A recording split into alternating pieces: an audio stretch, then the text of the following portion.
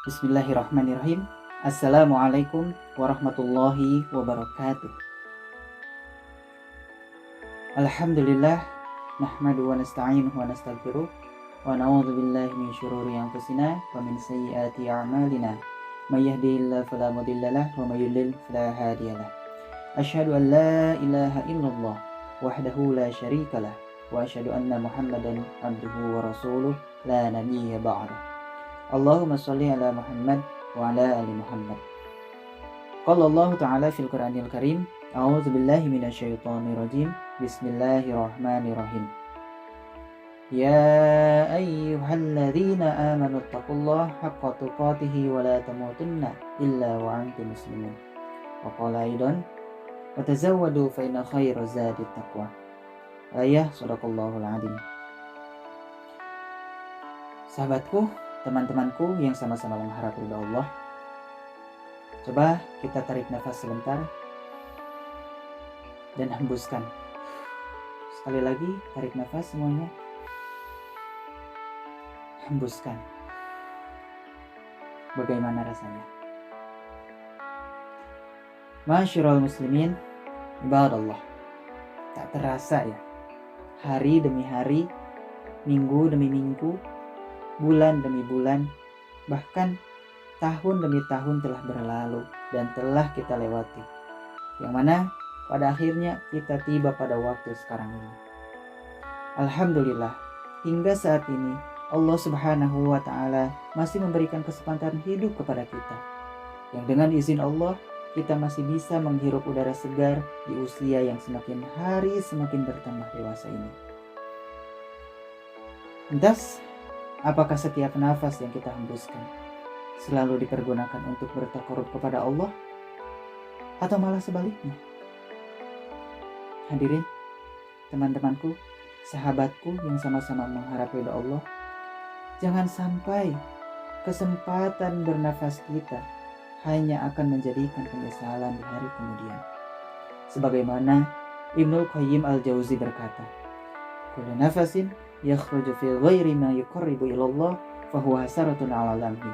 Setiaf nafas yang keluar bukan untuk bertakarub, bukan untuk melakukan ketaatan kepada Allah, hanya akan menjadi penyesalan bagi seorang hamba.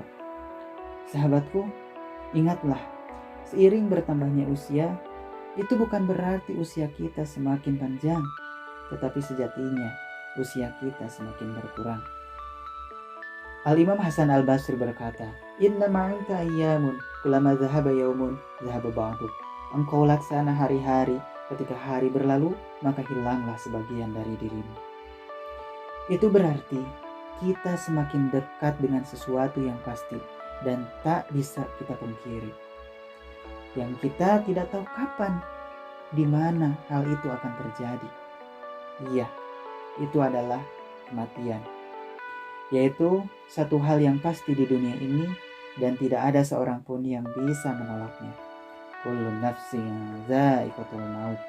Setiap yang bernyawa pasti akan merasakan mati. Yang mana kita belum tahu dalam keadaan seperti apa kita menghadapi kematian. Apakah dalam keadaan husnul khotimah, yaitu ketika seseorang mati sedang melakukan ibadah dan amal soleh dalam rangka taat kepada Allah, ataukah sebaliknya kita mati dalam keadaan su'ul khotimah, yaitu ketika mati sedang bermaksiat kepada Allah dengan menyia-nyiakan sisa hidup yang diberikan Allah Subhanahu wa Ta'ala. Karena baik buruknya kematian seseorang itu tergantung apa yang suka dikerjakannya sebelum kematiannya. Sahabatku, teman-temanku yang sama-sama mengharap ridha Allah, marilah kita berpikir sejenak.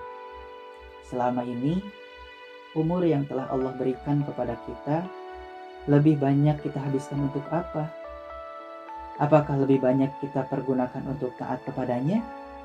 Ataukah sebaliknya, kita malah menyia-nyiakannya? Kita malah menyia-nyiakan umur tersebut dengan kita lebih banyak mempergunakannya dalam rangka bermaksiat kepadanya? Apakah kita tak sadar bahwa semua yang kita lakukan akan dimintai pertanggungjawaban di sisi Allah?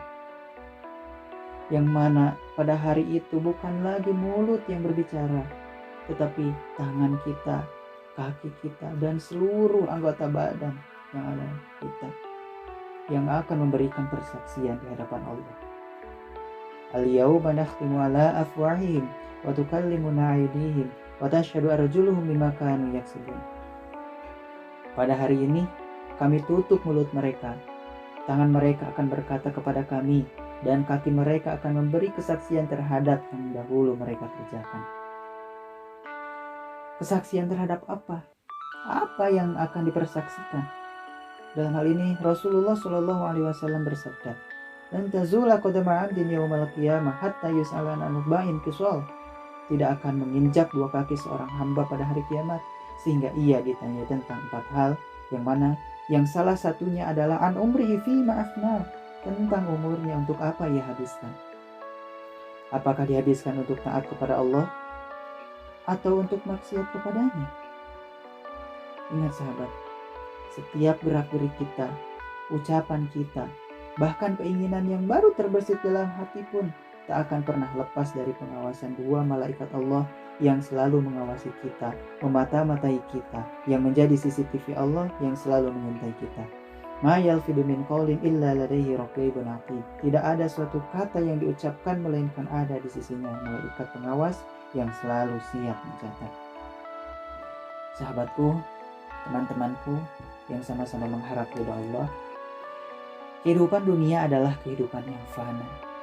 Kita hidup di dunia ini hanyalah sementara. Yang diibaratkan kita sedang singgah di bawah pohon yang rindang dalam rangka melakukan perjalanan yang sangat jauh, yaitu perjalanan menuju Allah dan alam akhirat. Sampai tidaknya kita di akhir perjalanan dengan selamat, itu tergantung atas banyak tidaknya bekal yang kita bawa dalam perjalanan ini. Karena ya, setiap orang yang melakukan perjalanan pasti membawa bekal. Dan semakin jauh perjalanan yang ditempuh, semakin berat kesulitan yang dihadapi, semakin banyak pula pengorbanan yang harus dikorbankan, maka seseorang harus semakin banyak pula bekal yang harus dibawa olehnya. Lantas, terus bagaimana tentang seseorang yang melakukan perjalanan menuju Allah dan alam akhirat? Bagaimana tentang seseorang yang melakukan perjalanan yang tidak akan menghentikan perjalanannya selain di surga atau di neraka? Bagaimana tentang seseorang yang melakukan perjalanan yang awal perjalanannya adalah ujian di dunia, sisa perjalanannya menjadi tanah di alam kubur, dan akhir perjalanannya adalah berdiri di hadapan Rabb-Nya? Bekal apakah yang diperlukan oleh orang tersebut? Bekal apakah yang akan menolong orang tersebut dalam perjalanannya? Bekal apakah yang dapat menghantarkannya ke tempat ketentraman dan menyelamatkannya dari tempat yang ditakuti dan diwaspadainya? Apakah harta dan anak-anak merupakan bekal yang sesuai baginya? Ataukah pangkat dan kekuasaan? Wallahi, demi Allah, tidak satupun dari semua itu sesuai untuk bekal dalam perjalanan menuju Allah dan alam akhirat. Tidak sedikit pun dari semua itu sesuai untuk bekal kita. Sesungguhnya kita mempunyai bekal-bekal lain, yaitu salah satunya adalah dengan kita berbekal takwa. Sahabatku, teman-temanku yang sama-sama mengharap ridha Allah, takwa merupakan sebaik-baik bekal bagi kita. Allah Subhanahu wa taala berfirman, "Wa tazawwadu fa inna khairaz zadi taqwa." Berbekalah kalian, karena sebaik-baik bekal adalah takwa. Dan takwa juga merupakan salah satu bekal yang sangat diperlukan bagi jamaatul muslimin dalam menerapkan dinullah. Dalam hal ini, Dr. Naji Ibrahim menuturkan dalam kitabnya, yaitu Kitab Al-Mistaq Amal Islami, "Inna sa'yana wa jihadana liqamati dinillah la yuwaffiqu bi ghairi taqwa." Sesungguhnya perjuangan kita, jihad kita untuk menegakkan dinullah tidak akan mendapat pertolongan Allah Subhanahu wa taala kecuali dengan takwa.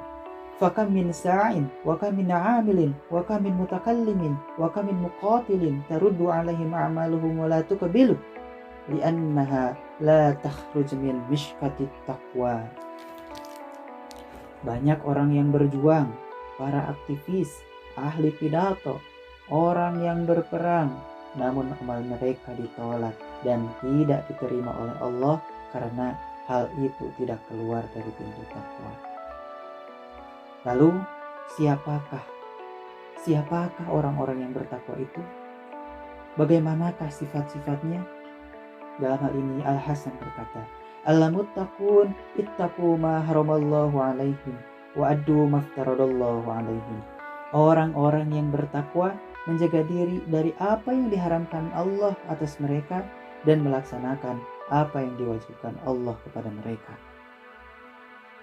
Kalau takwa diartikan demikian, apakah kita pantas dikategorikan sebagai orang yang bertakwa, yang selalu melaksanakan segala perintahnya dan menjauhi segala larangannya? Kita mengaku bertakwa, tetapi perintah Allah banyak kita tinggalkan. Kita mengaku bertakwa, tetapi setiap larangan Allah masih saja kita kerjakan. Astagfirullah, astagfirullah, astagfirullahaladzim. Sahabatku, seiring bertambahnya usia, harus semakin bertambah pula amal ibadah dan ketaatan kita kepada Allah Subhanahu wa Ta'ala. Dan seiring berkurangnya masa hidup kita, harus semakin berkurang pula kemaksiatan yang kita lakukan kepadanya. Supaya apa? Supaya kita bisa selamat di hari kemudian dengan mendapatkan kebahagiaan yang tak bisa dibayangkan. Marilah kita bayangkan bagaimana keadaan kita kelak ketika kita terbungkus sendirian di alam kubur. Tiada teman yang menemani kita kecuali amal soleh kita. Dalam hadis disebutkan, yattabi'ul mayyita salata, yarji'u ithnani wa yabqa wahid. Yattabi'u ahluhu wa maluhu wa amaluhu, wa yarji'u ahluhu wa maluhu wa yabqa amaluhu. Rawahul Bukhari wa Muslim. Mayit itu diikuti oleh 3 hal. Yang 2 akan kembali dan tinggallah yang 1. Ia diikuti oleh keluarganya, hartanya, dan amalnya. Lalu keluarga dan hartanya kembali dan tinggallah amalnya. Hadis riwayat Bukhari Muslim. Sahabatku yang sama-sama mengharap kepada Allah, marilah di kesempatan yang masih Allah berikan kepada kita, kesempatan hidup yang masih Allah berikan kepada kita, kesempatan untuk bisa berubah ke arah yang lebih baik yang masih Allah berikan kepada kita, kita bekali dengan sebaik-baik bekal, yaitu dengan kita berbekal takwa. Karena perjalanan menuju Allah dan alam akhirat itu merupakan perjalanan yang sangat jauh. Kita perlu bekal yang memang akan menyelamatkan diri kita dalam perjalanan ini. Mudah-mudahan melalui forum berbagi ini kita bisa semakin menguatkan, meningkatkan kualitas ketakwaan kita kepada Allah Subhanahu wa Ta'ala. Terima kasih. Wabillahi taufiq wal hidayah. Wassalamualaikum warahmatullahi wabarakatuh.